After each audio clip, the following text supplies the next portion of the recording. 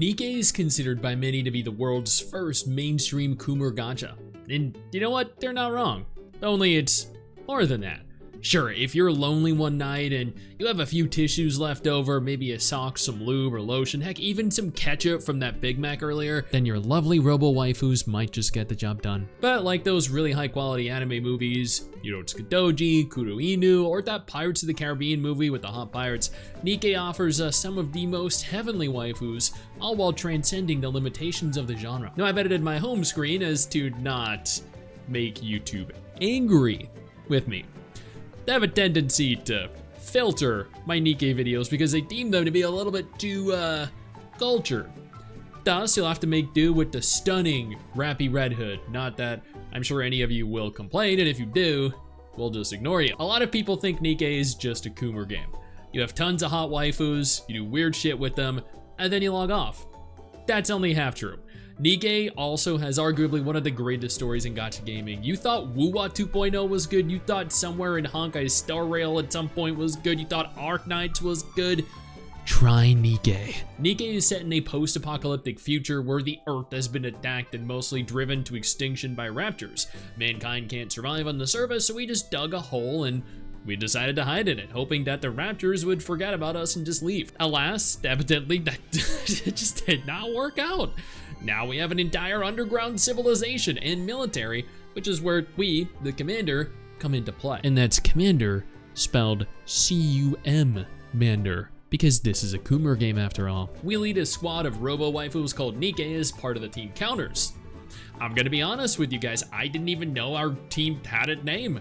Our team consists of Marion, no, never mind, Rappy, Neon, and Anis. And while we meet plenty of others along our journey who essentially become a part of our daily lives, these remain the core of the entirety of the story. Quick note, if you're looking for a deeper review of NIKKE, then I urge you to check out my Stix Plays channel, where I do deep dives into every aspect of every single gacha game, new and old.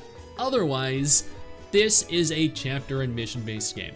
There are 34 chapters, with each chapter having dozens of missions, each mission consisting of a battle against raptors.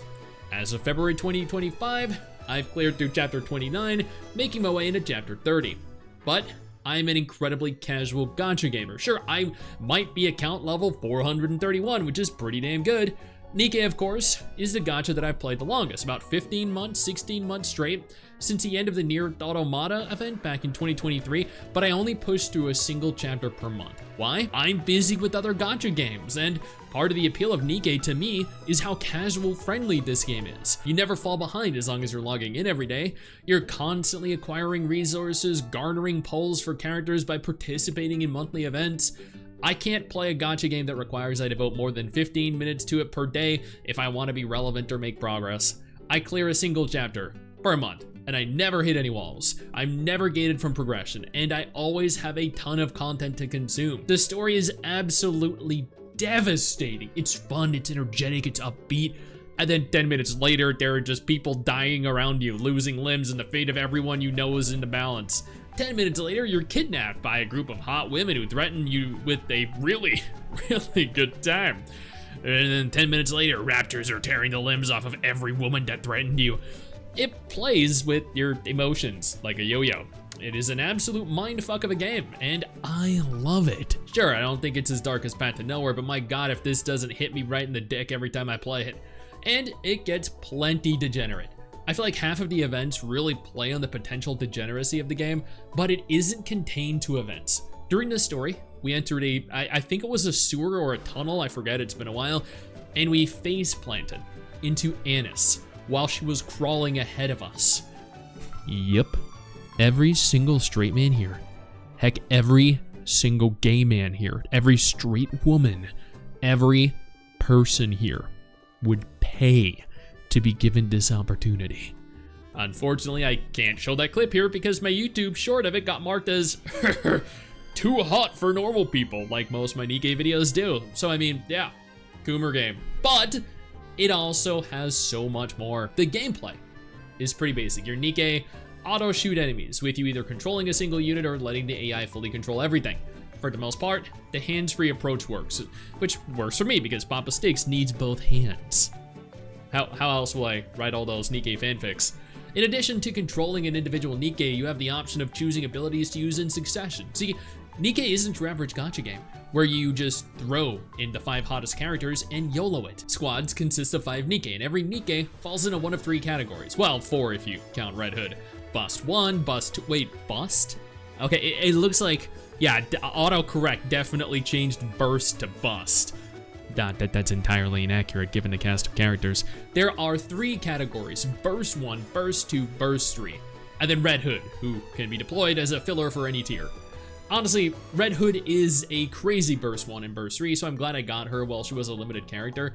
Basically, you can only use Burst 2 skills if you have a Burst 1 skill first, and Burst 3 skills if you have a Burst 2 skill, requiring a Burst 1 skill. This means you can't just YOLO in 5 hot characters. As an addendum, different NIKKE synergize differently. Certain NIKKE work exceptionally well with others.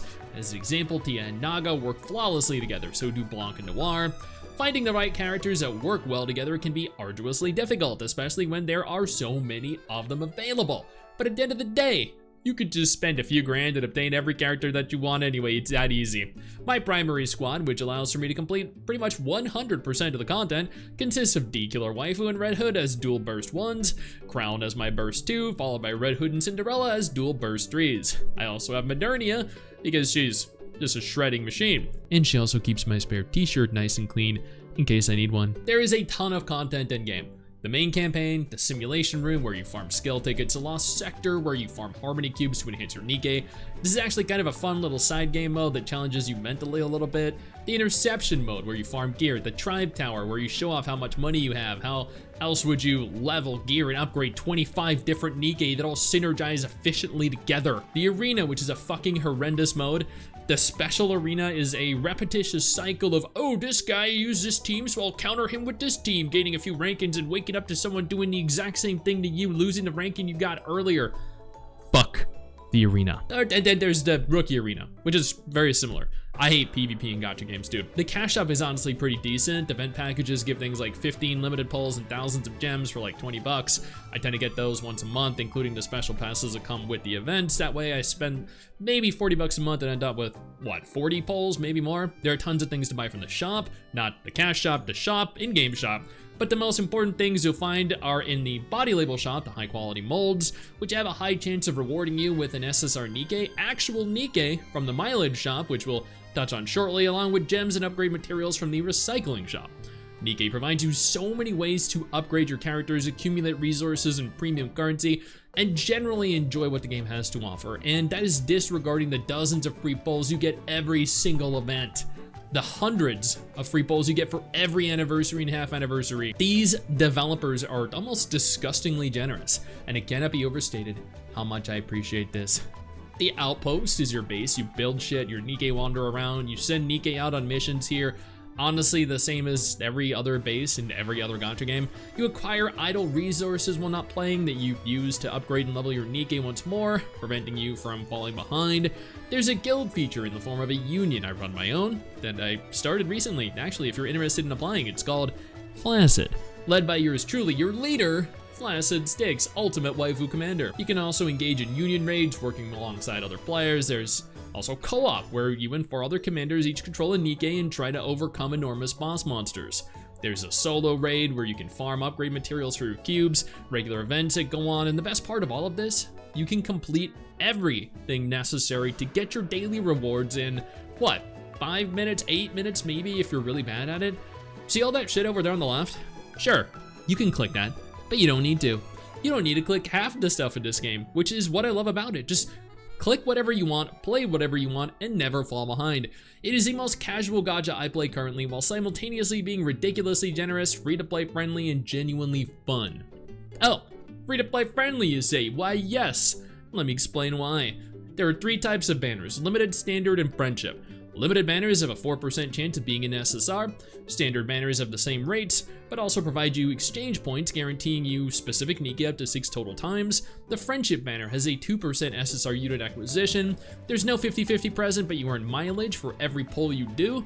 At 200 mileage, you just buy the limited NIKKE. In most gacha games, making your way to 80 or 90 for the 50-50, and then again to 160 or 180 for the guarantee, you'll acquire maybe 1 SSR. In NIKKE, on the way to 200 mileage, you'll likely encounter 5 to 10 SSRs, often more than that. Their rates are insanely good, and that makes this incredibly free-to-play friendly. You can also level your NIKKE, you can gear your NIKKE, you can chat with them, boosting your relationship with them, your bond with them. This increases your power. The upgrading, the development system in general is fairly deep, fairly complex, offers a lot, but once again, you can be totally casual with all of this. NIKKE is my favorite gacha game right now. It is the only gacha game I play where I haven't missed logging in for a single day since I first started it. And that is because it is just so easy to play. It offers so much more than what I've noted here, but I merely wanted to tell you why I thought this game was worth playing, rather than give you a long, drawn-out 20-30 minute video dedicated to every feature. That is what my other channel, Stix Plays, is for. Pros, free-to-play friendly. This game is absolutely ridiculous when it comes to rewarding you for playing the game. Insane characters and character models. A phenomenal story that is unrivaled in the gacha genre. Top tier voice acting. Much like the story, you will not find a gacha game out there with better voice acting than in NIKKE. Psycho waifus. There's so much to do in this game, but at the same time, it respects your time, is incredibly casual friendly, and doesn't require you dedicate more than maybe 5 minutes a day to it. Crazy waifus. Cons. Too many hot characters to choose from. Is that a con? Yeah, that is definitely a con. Wait, is that a con? Is NIKKE worth playing in 2025? Yes, it is. Hey, where do you think you're going? I see what you're doing there. I see you navigating on over, scrolling on over to that X button. Don't you dare. What I need you to do is take a moment and click one of the videos that are about to appear as soon as I'm done talking. And trust me, you're gonna wanna.